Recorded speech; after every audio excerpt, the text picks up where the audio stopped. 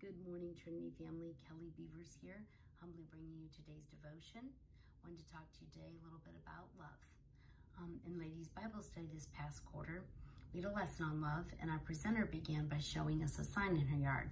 And the sign said, "Love everyone always." And boy, that sign holds us accountable to its principle. It's easier said than done, more often than not. It is hard to love when we feel that we've been wronged or hurt.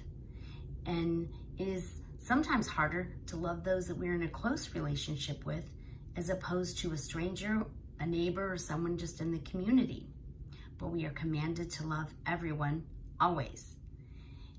In Matthew 22:37, Jesus says, "Love the Lord your God with all your heart, with all your soul, with all your strength, with all your mind. This is the first and greatest commandment, and the second is like it. Love your neighbor as yourself."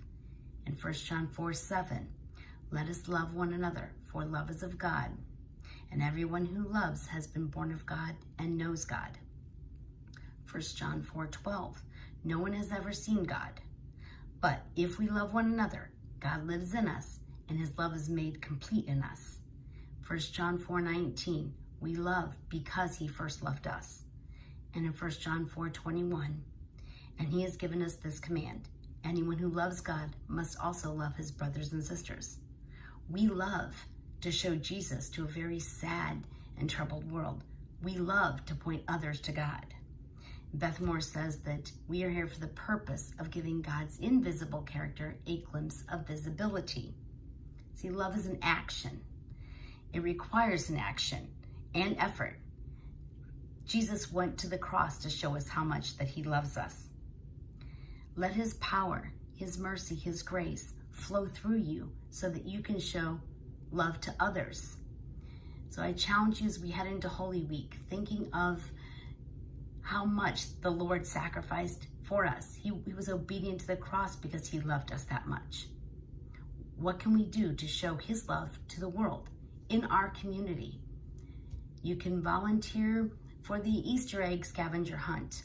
That is an outreach to touch the community, inviting them to the love of Christ and into our church. You can volunteer to help fill the Salt Creek food pantry. That is a need. That is a need, and that is how we show love to others, because love is an action. Showing love to a neighbor, helping them with the spring yard cleanup. Writing a note to someone in the neighborhood who you've not seen maybe since winter or even at the beginning of the pandemic. Just letting them know that they are loved and they are missed. Sending a card to someone who is ill or who is going through a difficult time, letting them know that Jesus loves them and we do too. And with our own families, showing love unconditionally to our spouse, to our children, just like Jesus shows unconditional love to us. I would say, forgive freely, love abundantly. Let God's love flow through you so that you can touch someone else and point it directly to him. Have a great week.